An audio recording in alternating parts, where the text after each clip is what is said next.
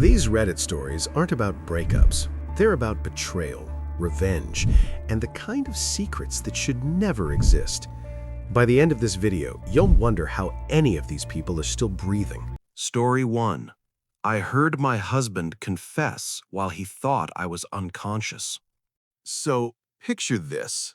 I'm in the hospital, my legs numb from some routine surgery that should have been completely boring, and I've been anesthetized for like 15 minutes, or so my husband thinks. Little does he know, I'm not only awake, but I've got my phone hidden in my hand, recording everything like a super sneaky spy. The curtain lifts a little. He tiptoes in all casual, trying to act like he's checking on me. And I'm lying there, half immobilized but fully armed with the most damning evidence he'll ever hear. The audacity, right? So, picture this.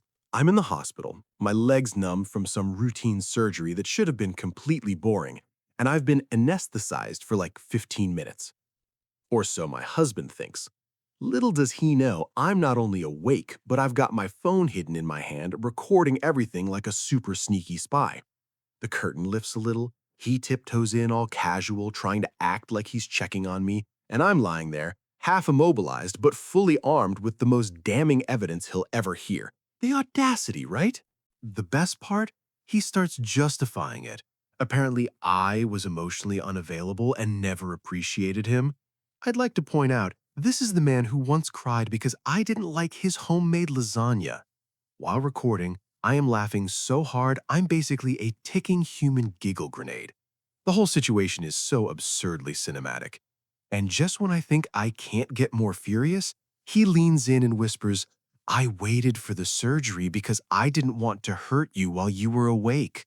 My phone picks up every pathetic, shameful word. I want to scream, but anesthesia has my muscles on strike. Here's the kicker. As he's confessing, the nurse pops her head in. I'm staring at her, eyes wide, and she just nods like it's a casual Tuesday. My brain is screaming, do something, but my body's basically a potato with eyelids. I try to mime something, anything, and she just gives me a thumbs up.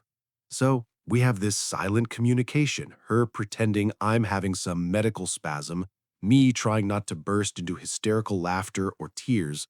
My husband, meanwhile, is on a tear about secret emails, lunches, and weekend trips. It's like watching a bad rom-com, except I am living it, immobilized, recording it all for posterity.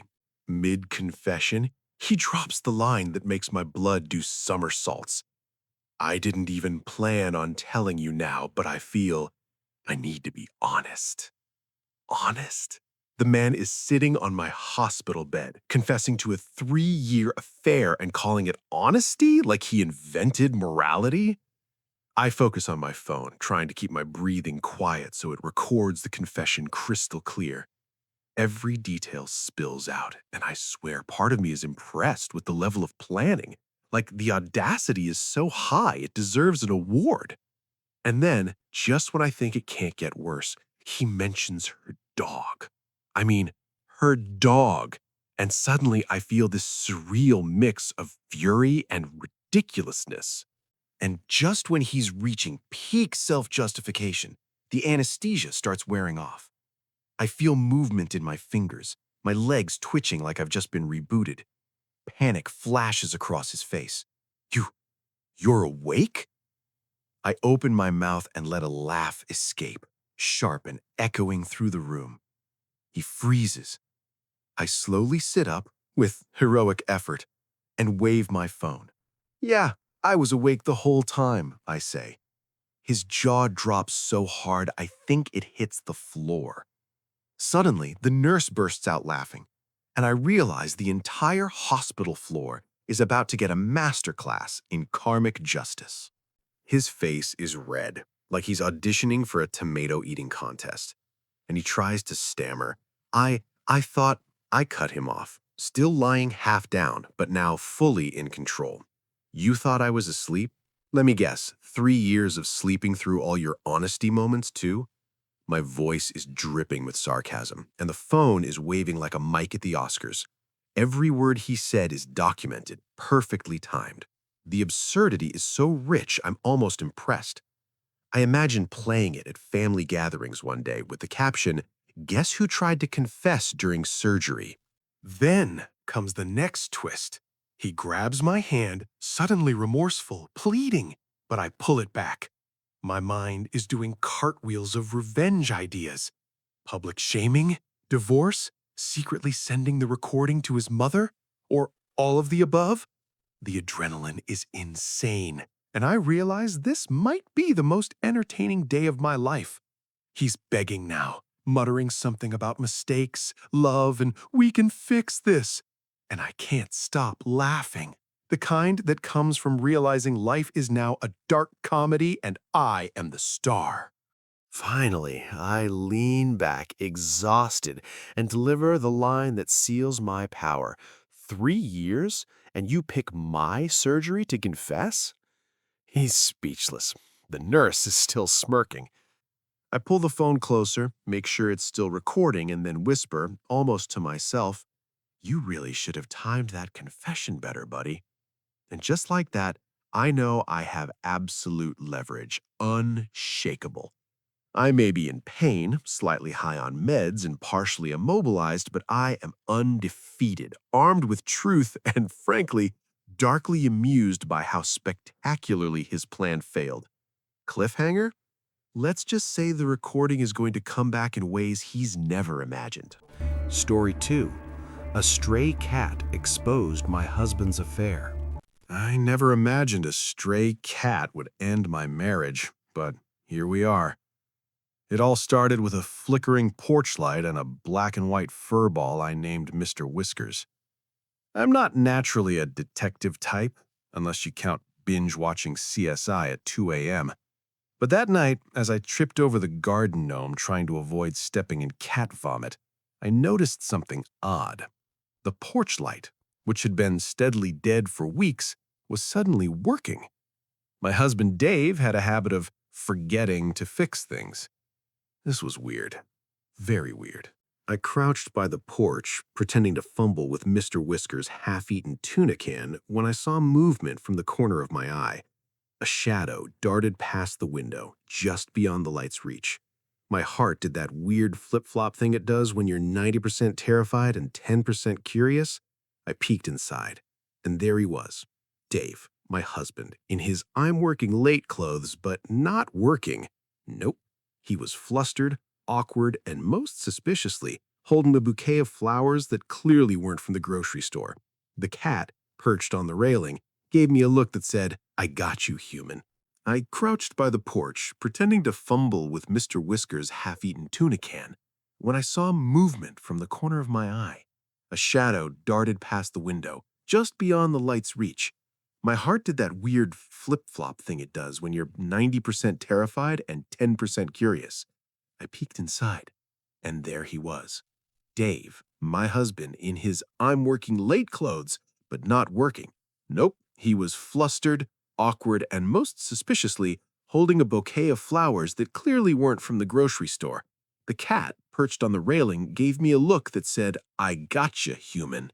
The next day, I became a suburban detective with a caffeine addiction and zero boundaries. Mr. Whiskers followed me like an assistant with fur.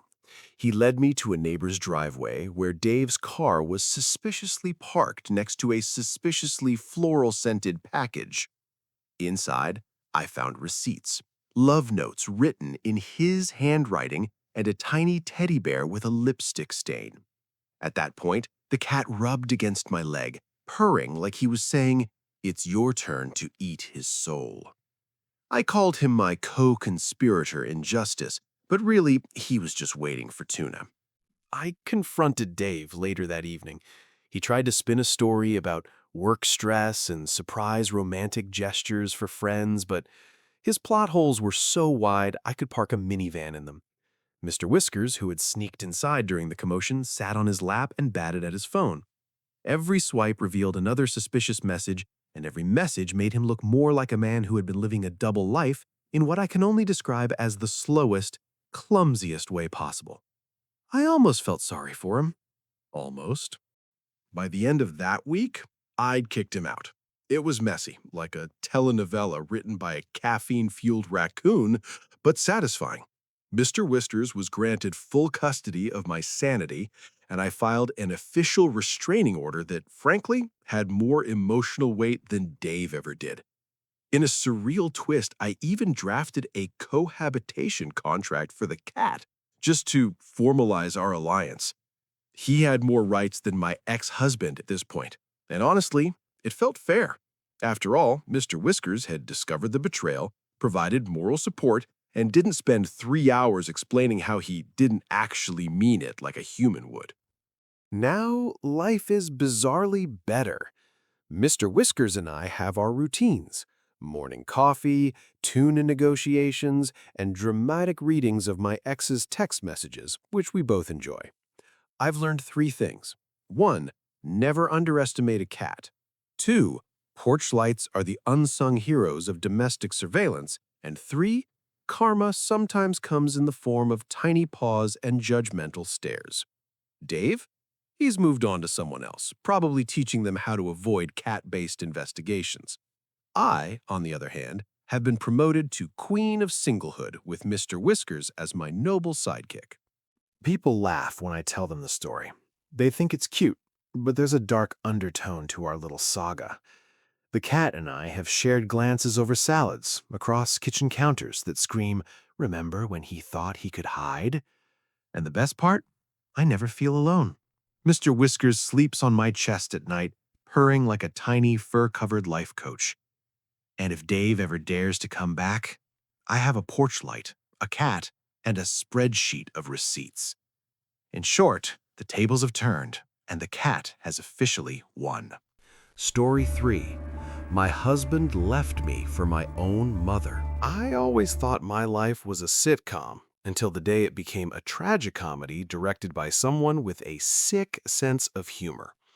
My husband, Mike, left me for my mother. Yes, that's right. The woman who taught me how to braid my hair, who cheered me on at my first awkward dance recital, and who I thought was morally untouchable. The betrayal hit like a freight train powered by irony. I came home one Friday expecting a romantic dinner for our anniversary, and instead found her curled up on our couch, Mike rubbing her back, whispering sweet nothings, and laughing like they were in some twisted rom-com. I laughed too, hysterically, like you do when the world is officially insane. It wasn't just the shock that broke me, it was the timing. I had spent the entire week perfecting a souffle, imagining a heartwarming scene of love and candles, only to have my life replaced with a live-action soap opera. I stormed out, my souffle in the oven, and texted every friend I had, "Send bail money. Life has gone full Greek tragedy." That night, I slept in my car, because who voluntarily goes back to a house where your ex is having a cuddle puddle with your mother? I called my therapist the next morning only to find out they had also decided to move to another city to find themselves. At that point, I started questioning everything, including the universe. Then came the invitation. Not to dinner, not to talk, but an invitation. Mike and Mom, now a couple publicly flaunting their combined ability to shatter boundaries, asked me to be the godmother of their unborn child. Family should always come first, they said. I stared at the message for a solid 10 minutes, trying to parse if this was a prank or some elaborate psychological experiment. I had a lot of feelings in that moment. Nausea, fury, disbelief, and, oddly enough, dizzying comedic absurdity. I imagined telling friends, "Hey, so my ex and my mom want me to babysit their miracle baby." No one would believe it. Of course, my first instinct was to reply with a screaming emoji and a string of punctuation that violated grammar laws. But then I paused. What if I said yes? What if I went along just to see the sheer chaotic circus unfold in real life? I imagined sitting through a prenatal checkup, nodding politely while Mike whispered sweet nothings to my mother and internally plotting the most spectacularly petty revenge imaginable. I could almost hear my inner monologue narrating the horror comedy of it all. Yes, let's all hug while slowly plotting mutual humiliation. It's the new Thanksgiving tradition. The pregnancy progressed, and so did my involvement in their delusional family soap opera. I found myself attending classes, buying baby clothes, and participating in family meetings, which were essentially me sitting in awkward silence while they gushed about how beautifully ironic this all was. Once, during a LeMays class, Mike reached over to hold Mom's hand, and I, without thinking, accidentally kicked him in the shin. He yelped like a cartoon character. Mom glared at me, and the instructor just nodded like this was a daily occurrence. I realized then that my life had become an absurdist play where I was the unwitting clown. Then came the ultrasound day. They insisted I come along, probably to make me feel included in the miracle. I sat there, gripping the plastic chair like it was a lifeboat, as the technicians squirted goo and showed the little heartbeat on the screen. And then the unthinkable happened. The baby kicked hard, right into the spot where I was leaning, as if it instinctively knew whose presence it detested most. I swore I heard the faintest sound of laughter from the womb. Mike tried to soothe me with a trembling, "It's bonding, right?" And I just stared. Bonding? I barely wanted to bond with their taxidermied cat. But strangely, despite everything, a tiny part of me felt invested. Like the universe had a sick sense of humor, but maybe wanted me to see it too. Fast forward to the baby shower. Picture this: pink and blue balloons, cupcakes with ironic messages like family first, and me in a corner, plotting subtle acts of chaos, like switching the diaper cream with glitter. Guests laughed at Mom and Mike's true love story, while I poured myself wine and muttered darkly about plot twists. At one point, someone asked me to give a toast. With a smile that could rival a shark's, I raised my glass and said, "To family," whatever that means. And the room laughed, not knowing if it was sincere or venom. That was my moment of power. I was in, of course, and yet untouchable in my own righteous disdain. Then came the most surreal twist yet. My mother, looking profoundly apologetic between giggles, handed me a tiny onesie. On the front was a phrase that made me choke on my wine. "Mom and Dad's little miracle, thanks to our godmother." I blinked again, then laughed. A full belly laugh, part hysteria, part victory. Somehow, the universe had outdone itself. I was trapped in the strangest, darkest comedy imaginable, and the punchline was mine to savor. I realized something profound. Life might be cruel, absurd, and occasionally vomit-inducing, but it was also hilarious, and I was finally at the center of my own story, whether I liked it or not. Now, every time I see the baby kick, I wink. Not because I approve, but because I know who's really running the show. Me, the godmother, the outsider, the unwitting participant in the most ridiculous saga of family betrayal ever recorded. And deep down, I've started planning the next twist. Maybe I'll teach the baby to say my name first. After all, revenge is a dish best served with laughter. Story 4. I sold my husband's $50,000 watch collection for $10.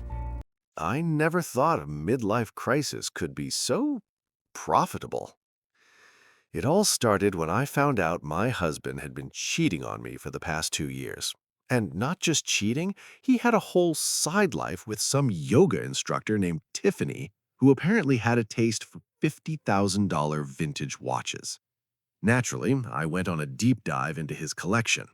One glance at those gleaming timepieces, each more extravagant than the last, and I knew exactly what had to be done. But I didn't want revenge. I wanted styleful chaos. And chaos, as it turns out, pays.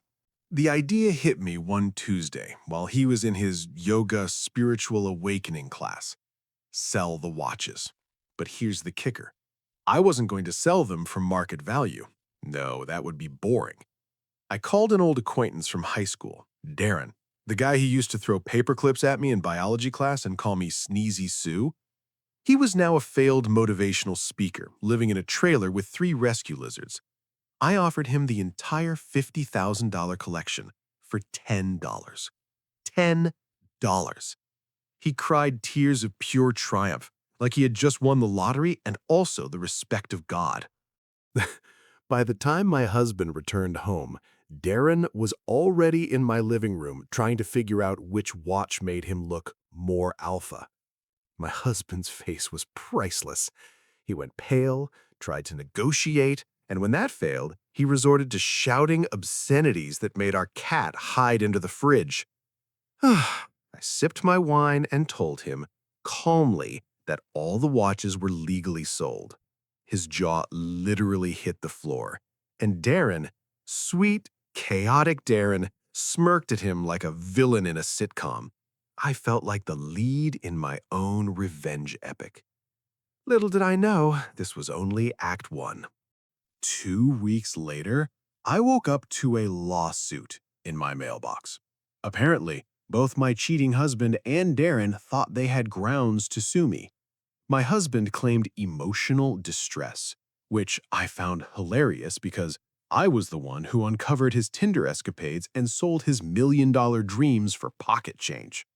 Darren claimed I misrepresented the watches as completely functional, despite the fact that he accidentally melted one trying to use it as a toaster. Honestly, I read their demands and laughed so hard my coffee went up my nose.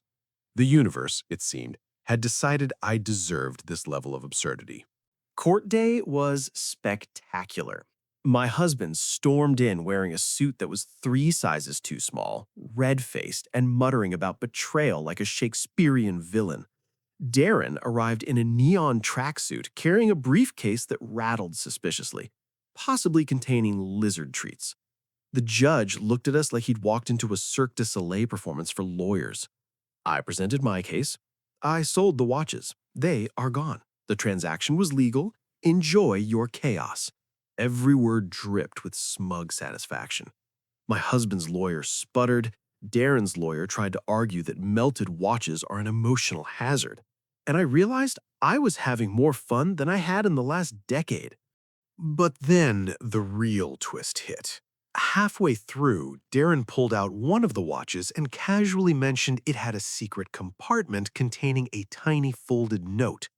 The note was from my husband to Tiffany, detailing their plans to turn all the watches into a yacht fund. The courtroom went silent. My husband turned 3 shades of red, Darren laughed until he cried, and the judge blinked like he'd just been dropped into a Netflix thriller. Everyone was forced to acknowledge the audacity of my passive-aggressive genius. And just when I thought things couldn't get any weirder, Darren's lizard, Sir Wigglesworth, escaped his briefcase and climbed onto the witness stand.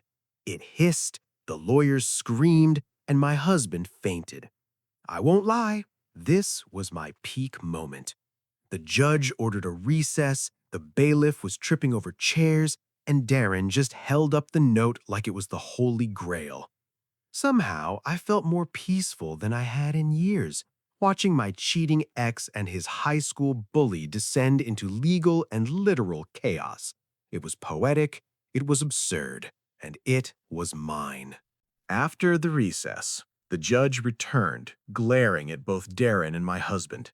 Somehow, he managed to declare that while the sale was legally valid, the emotional toll was substantial. In the end, they had to share their frustration equally, which basically meant they spent the next 3 months hurling passive-aggressive emails and TikTok videos at each other. Meanwhile, I bought myself a small island-themed candle and watched from afar. I had achieved zen in the most chaotic, ridiculous way possible. I'd sold the watches, dismantled my husband's ego, and gifted his high school bully the experience of a lifetime. Now I have a half-sister I text memes with daily, a mom who's rediscovering who she is, and a dad who calls me too often and asks if I'm mad or just disappointed mad.